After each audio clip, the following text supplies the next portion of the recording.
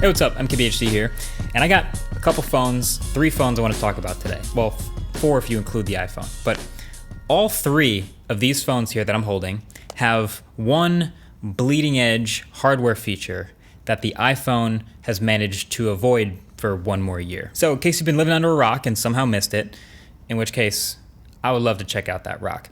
But there's a new iPhone, and the whole iPhone 13 lineup just got announced. It's a relatively minor upgrade, as I've mentioned, but there's a solid checklist of things that are new this year, including promotion on the Pro phones. I made an entire video summarizing it all in one place, so to get all that info, there's a link right below the like button for you. The iPhone plays it safe with the hardware, notoriously. I mean, I think it's more obvious this year than ever. So fresh off the heels of all the people who have just showed up to the channel for the first time seeing that iPhone, I give you 3 phones, and each one of them has some hardware feature that is so bleeding edge that it's actually kind of a bit risky.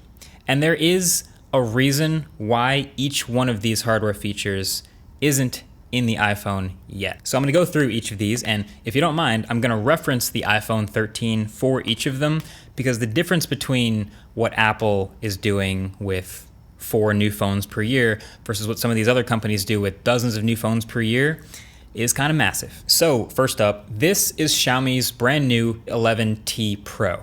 Xiaomi makes a ton of phones. It actually just became the #1 smartphone manufacturer in the world in terms of sales, and a lot of their phones have some pretty crazy hardware. This one definitely comes with a charger in the box. You know why I say that? Because this is the charger, a massive brick that, yes, is going to hit 120 watts at its peak. 120 watt fast charging.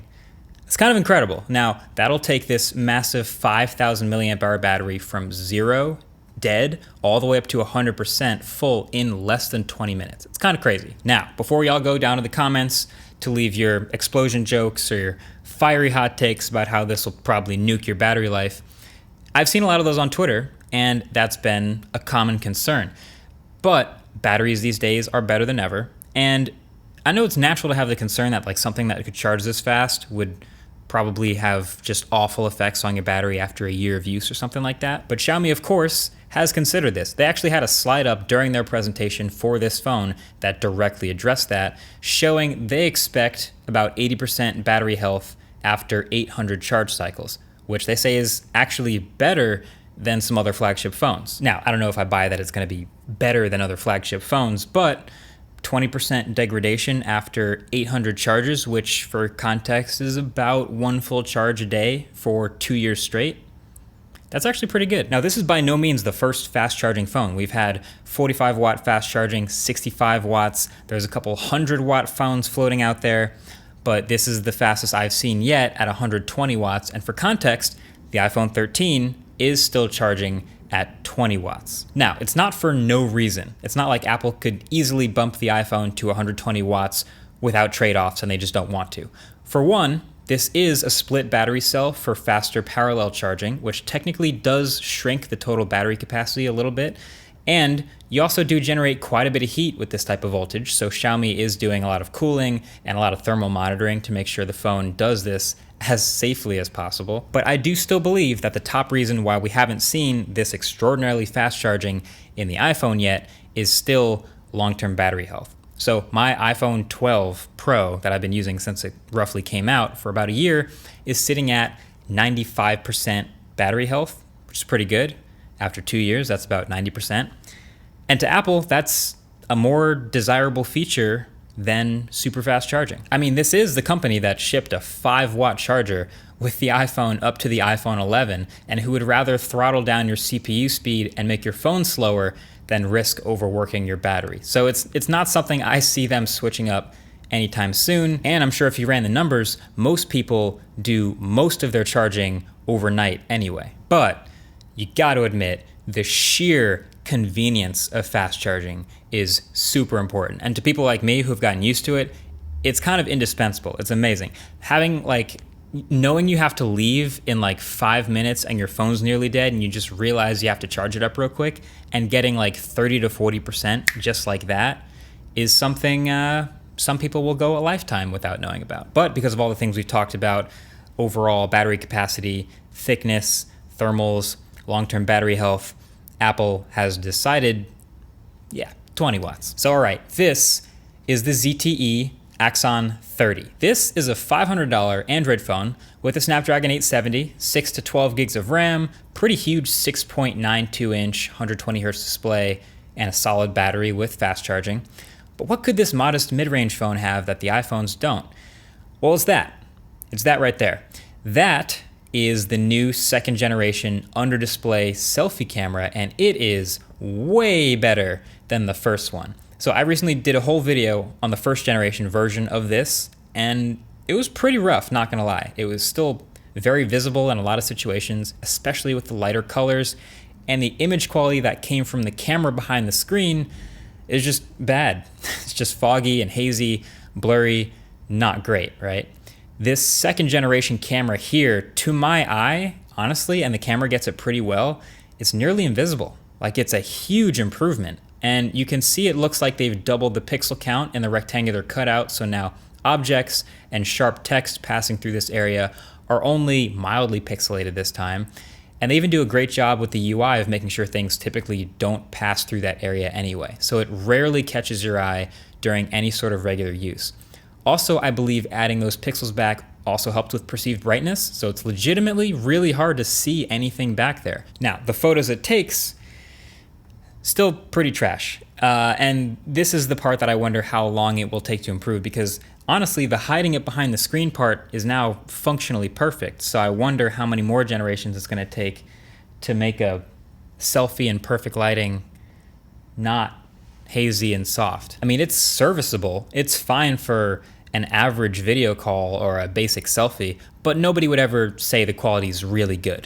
So despite the defogging algorithm, there's still blooming in highlights and discoloration and a lack of sharpness. So people who buy this ZTE phone today, or the Xiaomi Mix 4, or the Galaxy Z Fold 3 for that matter, are gonna be people who don't care as much about the highest quality selfies in the world. And that might, again, be the exact opposite set of priorities as the iPhone, which has had now the largest notch in the entire smartphone world for a couple years now, because it's got Face ID and the selfie cameras up front. But this is the first year that they have actually shrank the notch on the iPhone. The iPhone 13's compressed the same Face ID and selfie stuff to be 20% smaller this time, but it looks like that's mainly from moving the earpiece up top. And it also looks like you don't really get any more info on that extra screen real estate. I was hoping maybe there'd be like a battery percentage up there, but looks like same idea as last year. So another year with a notched iPhone, and another year with a bleeding edge selfie camera behind the display, but that still definitely has its drawbacks.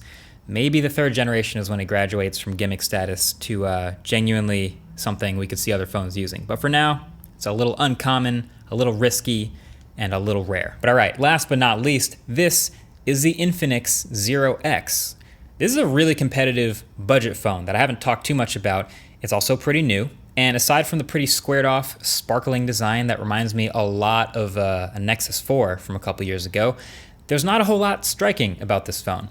But it does have the numbers on paper going for it, and one of those numbers is a 108 megapixel main camera. That's right, you've seen it now a bunch. The triple digit megapixel count has made its way all the way down to a sub $300 phone. It means almost nothing about the actual quality of the photos coming out of this phone, but it's still pretty impressive. Now, all of the cameras on the iPhone 13 lineup this year did take a leap forward, which is pretty sick. We've got bigger sensors all around. We've got that sensor shift image stabilization on the primary cameras. You've got wider apertures. I mean, I am really looking forward to testing these cameras, and I talk all about this in the summary video again. If you haven't seen it, check it out, and the review should be in the works shortly after. But Apple has stuck with the same 12 megapixel resolution for the rear camera on the iPhone since the iPhone 6S. Now, what I'm not saying is that Apple just needs to jump to a 100 megapixel camera. No, I kind of doubt they'll ever do that, actually.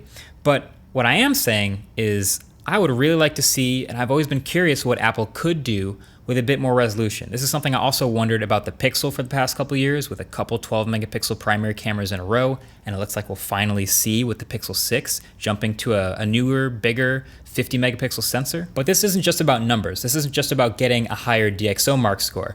I find those as useless as anybody else. But 12 megapixel photos from the iPhone or older Pixels, while they look great while you're looking at the wide, As soon as you zoom in a bit, they start to break down. Like, they look fantastic full screen, which is how you look at in most photos most of the time. But the second you want to crop in a little bit at all, there's not much detail information to work with, and it looks worse than something higher resolution. Also with video, if you've ever wondered why the iPhone doesn't do 8K video while some other phones do, 8K video is 33 megapixels per frame. So they can't do 8K video until they jump to at least a 33 megapixel sensor. But the higher resolution cameras is, funny enough, the thing I'm least expecting Apple to do anytime soon, because if you've noticed, every single one of these super high resolution primary cameras, whether it's this 108 megapixel Infinix phone, or this 108 megapixel Xiaomi phone, or this 108 megapixel Samsung phone, they all do what's called binning by default. So every smartphone sensor is subdivided, of course, into a matrix with X amount of total pixels. That's the megapixel count. So the higher your megapixel count, the smaller those individual pixels or photo sites have to be. Now, in brightly lit environments, that can be fine, but in lower light, the pixels are so small that not a lot of light hits each individual one, and you end up having to really boost ISO sensitivity to make up for it. That introduces noise, graininess. I'm oversimplifying a bit, but that's the general physics of it. So what they do is combine typically groups of photo sites, and then without bumping sensitivity, you can take in more light per effective pixel to get more accuracy, and thus lower resolution in the final picture. But these also happen to be smaller file sizes too. So this Infinix, for example, does have a 108 megapixel sensor, but by default, when you're taking normal photos, they're all binned down to 12 megapixels every time. Now, if you want the higher detail, but also potentially higher noise shots, you can turn on 108 megapixel mode, and most others also have like a special separate high resolution mode you have to switch to shoot the full 108 megapixels. So the iPhone has just stuck with their normal, higher individual natural pixel size 12 megapixel sensors. So there is definitely a marketing advantage to being able to say you have a 100 megapixel sensor, and there is an occasional shot, maybe a landscape, where you will get the most out of having all of those pixels, and it's worth it. And you can print it on the back of the phone and run commercials talking about it, but is it actually worth it? I guess the real question is, how often do you actually go over and switch to the high resolution mode if you actually have it? I hardly do. I'm guessing most other people hardly ever do. And I also think most people, when they realize they're going to want to crop later, just zoom in or use the telephoto that's on most of these high-end cameras anyway. So yeah, Google didn't budge on this for years, all the way up until Pixel 6. And iPhone is still sticking with it. How long they'll do this, only time will tell. So yeah, those are some big phones with some big numbers and some big, interesting pieces of hardware. I also could talk about foldables, which are obviously another huge hardware risk, and that's another thing Apple probably won't jump into for a long time until it's fully ready. But just wanted to show some things that I haven't showed on camera yet, which is these 3 new phones. But I'm curious if any of these are things that you would want to see in a new iPhone. Is it fast charging? Because I feel like that's the one a lot of people would be most interested in. But let me know in the comment section below which of these features you'd be most interested in seeing in a iPhone 14 or 15, somewhere down the road. Either way, thanks for watching. Catch you in the next one. Peace.